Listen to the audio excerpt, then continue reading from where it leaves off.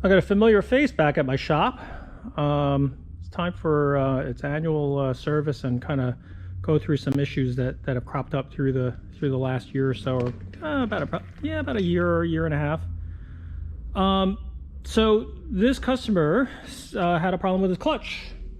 So the clutch cable had to come out, and it is definitely seized. I mean, it doesn't even move. And what happened is, if you look at this cable, it has no flexibility in it because I think it rusted inside the sheathing. So some of the things that we deal with on these low mileage, this is a really low mileage car. This is like a 20,000 mile car. And as great as these low mileage cars are, they have some issues that can crop up. And one of the problems is things like the clutch cable. Sits for years, doesn't get operated. No real way to lubricate it. I mean, some people, you can drop oil down at the end and hope that it migrates it in. But just using the cable, letting that slide back and forth, can keep it free. And what ends up happening is as it gets a little bit of moisture in there from sitting and condensation, all of the stuff, the inside sheathing that's steel and the cable that's steel will start to rust a little bit. Then when you don't use it for months and months, and I know for a fact previous owner on this car, I think might have put like, a couple thousand miles over the course of a 20-year ownership. So like, you just know that the car sat for months and months and months without using the clutch. And then what will happen is, as that moisture sits inside that sheathing, you can imagine it just starts to seize the cable. So the first time you use the clutch, it breaks the rust loose, but all that rust is inside the cable and can also start rusting the actual braided cable or wire rope that's inside of this clutch cable. And so when that starts rusting, then the cable itself can seize and fray, and then it starts to hang up inside the cable. And that's what ended up happening here on this car, is that he went to use the clutch and it went to the floor and it wouldn't come back. It basically, the cable inside the sheathing was pushed through, and then it wouldn't come back out. And he had to reach down and pull the cable physically out with his hand to get the clutch to release. So the only choice was to pull this cable out. So the other problem that we have is this cable has gotten very, very expensive recently. I mean, I remember hearing somebody buying a clutch cable, and it was around $700, under $1,000. And that may be expensive anyway when you think about it. It's just a long clutch cable and everything like that. But that price has doubled in the last year. And the prices come from the fact that they don't sell a lot of them, and then also with the import duties and all this increase in value of prices and everything like that, it's now costing me $1,400 for this clutch cable to get delivered. What choice do we have? The car can't drive without a clutch cable, so we just have to pay what we pay. The advantages sometimes with owning and working on Ferraris is the fact that the value of the car is still pretty expensive car. So if it's $1,000 or $2,000 for a part to replace, as much as painful as that is, you're putting it into the value of a expensive car.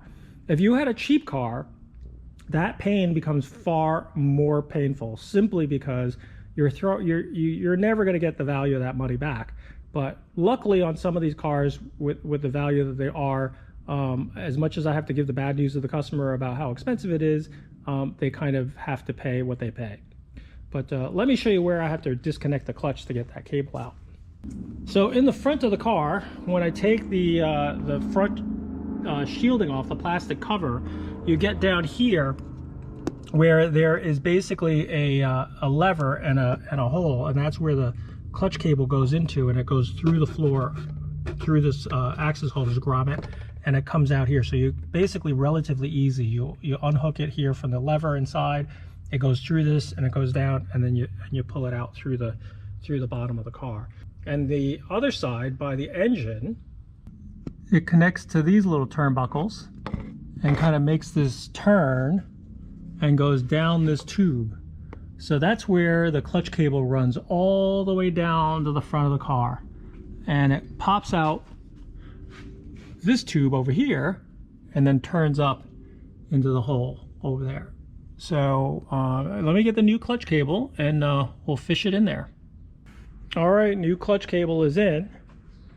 Got everything new. All the connectors and all that other stuff is new, and snuck in this the new cable. So a little tech tip. The cable is held in with this nut, and it needs to be tightened in. But on the top side here, in the front of the car, it's really easy to tighten down that nut because you can get to it with a wrench. However, underneath the car, it's very different, because what happens is the nut that holds everything together, let me see if I can get my hand in here, is right here. So it's very hard to get something on there because you've got all this stuff in the way. You could take the turnbuckle off, you could take the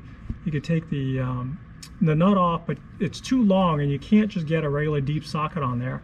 So what I suggest you do is, it's 13/16 or 20 millimeter.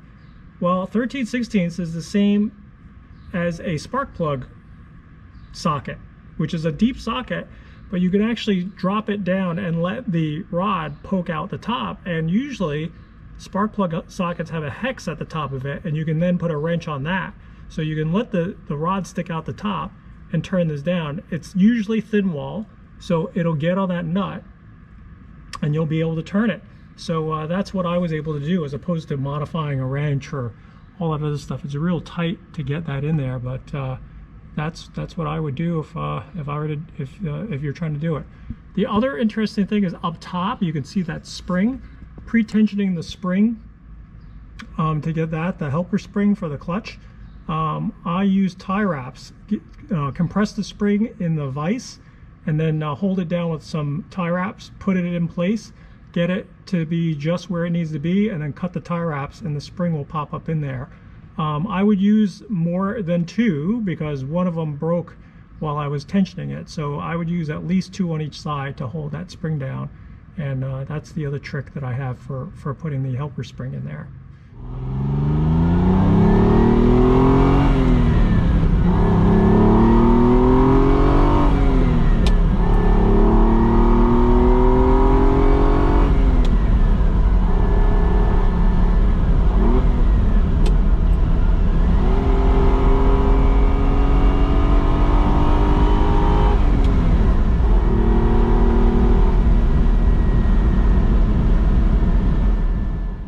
The next thing I have to fix on this car is the release cables here. So we had a lever snap, and the owner bought a new lever and bought this panel, this really nice billet aluminum panel.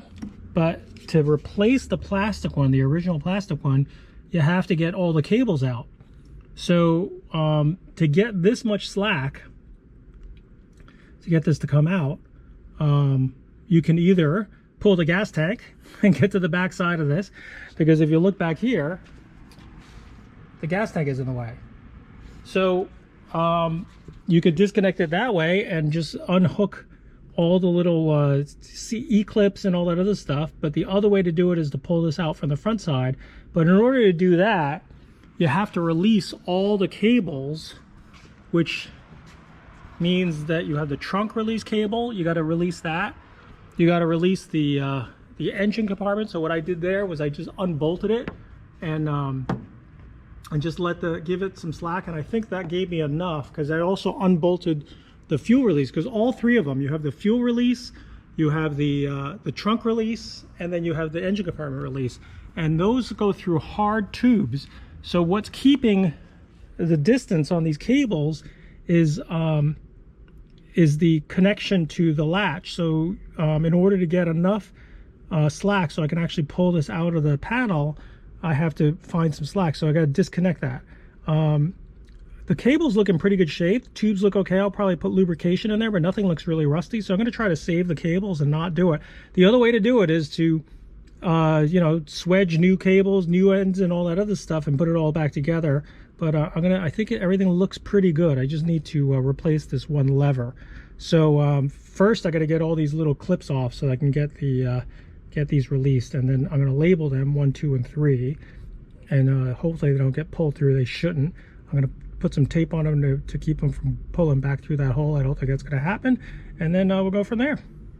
All right, I got the lever assembly out, and I got to drive out this pin in the back and make note of which way the springs are, because I got to slide the pin back so each of these gets back in there. So transferring this over to that just means I gotta, let's see how hard it is to pre-tension the springs as we put this thing back together. But let me get that done. Well, I got the levers transferred over. Wasn't that bad. I mean, you just got to drive the pin out and make sure you don't lose these springs, because they're going to pop out as they release. And then when you put everything back together, you just have to kind of tension the spring as you slide that rod through all 3 of these levers. So it's back together, and I'm ready to put it back in. That was the one that broke, so cut that one out, and this is what happened. This one is aluminum. It's a little bit more sturdy, shouldn't break. So it's going back in the car. Well, so that's it. The levers are done. The clutch cable is done. We're gonna fix some of the wiring that's going on in the car a little bit, and get this car ready to go to the next step. But thanks for watching.